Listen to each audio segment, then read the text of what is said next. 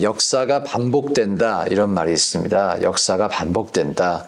이 중국 왕조를 보면요, 몇천 년 동안 반복되는 패턴이 있어요. 중국 나라 기억하실지 모르겠어요. 옛날에 진나라가 있었고요. 그 다음 한나라, 당나라, 송나라, 명나라, 청나라. 아시네. 이렇게 중국 왕조가 이게 진행이 되는데, 이 수천 년 동안 왕조가 흥하고 망하는 사이클 속에서 반복된 패턴이 있습니다. 먼저 개혁적인 새 왕조가 등장을 해요. 그리고 중앙 집권이 강화됩니다. 또 경제가 발전해요. 근데 그러면 어떤 일이 일어나냐면 관료가 부패하고 권력이 독점되고 세금이 증가됩니다. 그러다 보니까 이 민중들이 고통을 받고요, 반란을 일으켜요. 이곳저곳에서 반란이 일어납니다. 그래서 왕조가 멸망해요. 또 새 왕조가 들어섭니다. 개혁적으로 시작해요. 그런데 또 중앙 집권이 강화되고 경제가 발전되면 관료가 부패하고 권력이 독점되고 세금이 증가하더라. 그러면 또 밀란이 일어나요. 이런 패턴이 반복됩니다. 사람과 왕조의 이름만 바뀌었을 뿐이지 똑같은 일들이 일어난다는 거예요.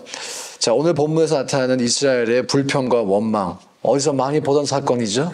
지금까지 우리가 익숙하게 봐왔던 패턴입니다. 고난이 주어지면 범죄합니다. 그 범죄에 따라서 징계를 받아요. 그리고 징계를 받아서 아프면 회개하고요, 회개하면 용서를 얻었어요. 이후에 사사기에서도 이런 패턴이 반복이 됩니다. 죄를 짓고 징계를 받고 회개를 하고 용서를 받는다. 계속 이 사이클이 반복되는 거예요. 성경 전체를 한번 우리가 줌아웃을 해서 보겠습니다. 맨 처음 창조, 축복의 상태가 있었죠. 죄가 들어왔어요. 징계와 저주를 받았어요. 예수님을 통한 회개를 해서 구원을 받는다. 이 성경의 스토리가 이렇게 진행되기도 하죠. 자, 그런데 이것이 꼭 이렇게 되어야만 하는 것은 아니죠. 고난이 왔을 때 기도할 수 있습니다. 이 고난을 거두어 달라고. 또 더 나아가서 고난이 왔을 때 감사할 수도 있습니다. 하나님께 감사해야 할 제목도 있기 때문이죠. 오늘 본문에 보면 이 사람들이 이 에돔 땅을 돌아가기 전에 호르마를 점령하잖아요. 승리하잖아요. 이기잖아요. 그것에 대해서 충분히 감사할 수 있는데 감사하지는 않고 또다시 원망하고 불평했어요. 자, 여러분, 이 패턴, 거시적인 역사 속에서만 반복되는 것일까요? 여러분의 개인의 삶에서는 혹시 반복되지 않습니까? 저는 이제 목회를 하면서 사람을 계속 관찰하잖아요. 제가 해야 되는 일입니다. 관찰하고 기도하고. 교회에서 근데 관찰하다 보면 패턴이 보여요. 참 신기합니다. 패턴이 보여요. 여러분들에게도 그런 크고 작은 패턴이 있으십니다. 궁금하죠? 말 안 해드려요. 제가 그리고 그걸 사실을 다 말해드릴 수 없는 것도 현실이더라고요. 어떤 부분은 여러분들이 받아들이지 않을 것도 있고요. 인정하지 못하는 경우도 있을 수 있기 때문에. 그래서 저는 여러분을 위해서 기도합니다. 성령께서 깨닫게 하시기를. 성령께서 깨닫게 하시기를 기도합니다. 여러분들께서 이 성경을 거울 삼으셔서 스스로를 바라볼 수 있어야 합니다. 이것이 진정한 영적인 성숙의 시작이죠. 성령께서 성경으로 말미암아 나의 현실을 깨닫게 하시는 것, 그것이 영적인 성숙의 시작입니다. 조금 힌트를 드리자면 불안해하시는 분들 항상 불안해하세요. 한번 곰곰이 돌아보세요. 잠시 잠깐 평안 들을 수 있지만, 은혜 받았을 때 업이 될 수 있지만 다시 돌아가서 회귀해서 불안해하시더라고요. 타인을 판단하고 정죄하는 분, 잠시 잠깐 멈출 수 있어요. 그런데 다시 정죄하고 판단해요. 대상은 항상 바뀌어요. 근데 항상 나는 누군가를 정죄하고 판단하고 있어요. 관계에 문제가 있으신 분들, 은혜 안에 거할 때는 그 문제가 덮여요. 근데 또다시 문제가 생겨요.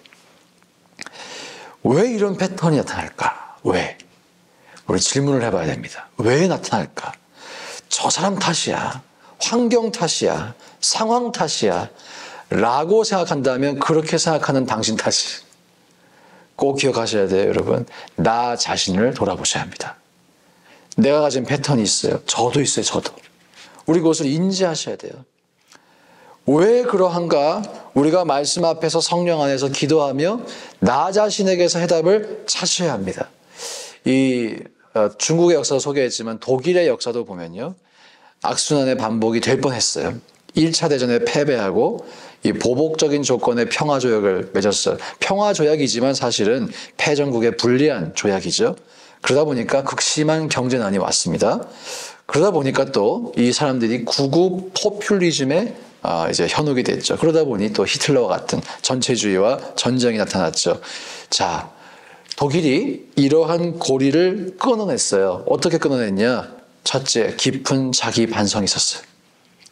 두 번째, 철저한 역사 교육을 했어요. 후대 사람들에게. 우리가 잘못했다고, 이것은. 철저한 역사 교육. 저는 그래서 독일이 역사를 반복하지 않았는데 그럴 수 있었던 까닭이 성경적 원리가 반영되었기 때문이라고 생각합니다. 깊은 자기 반성, 자기를 철저하게 돌아보고 회개한 것이죠. 돌이킨 거예요.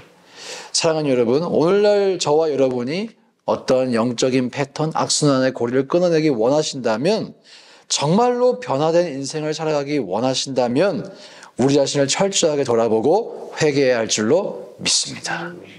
그러실 수 있기를 주의 이름으로 축복합니다. 그렇게 하기만 하면 누가 가장 좋을까요? 내가 가장 좋아요. 내가 가장 그 회개에 나 자신을 돌아보는 것에 수혜자가 될 것이에요. 가장 복받는 사람이 될 것이에요. 그리고 또 중요한 것, 그 변화가 시작되어야 할 시간이 바로 지금이에요. 지금 하셔야 돼요. 내일이 아니에요. 모레도 아니에요. 지금 하셔야 돼요. 여러분, 오늘 이 새벽에 하나님 말씀 앞에서 나 자신을 돌아보시기를 축원합니다. 모든 악순환이 있다면 어떠한 악순환이라도 내가 끊어내리라. 내 인생에서 몰아내리라. 우리 가정에서 발붙이지 못하게 하리라. 이러한 결단이 있으시기를 주님의 이름으로 축복합니다. 자, 우리가 이렇게 결단해도요, 제가 예언할 수 있어요. 마귀가 또 찾아옵니다. 은근슬쩍 찾아와서 가라지를 뿌려요. 그러면서 우리 가운데 패배주의를 심어줄 수도 있고요. 봐, 너 결단해도 안 돼. 그렇게 우리에게 설득하려고 할 수도 있고요. 우리더러, 야, 너는 원래 그런 인간이잖아. 너 변화될 수 없어. 라고 외칠지도 몰라요. 그러나 우리가 성령을 의지하여 결단할 때, 또 진심으로 회개하고 변화를 위해서 노력할 때 그 모든 사단 마귀의 참소는 능력이 없는 줄 믿습니다.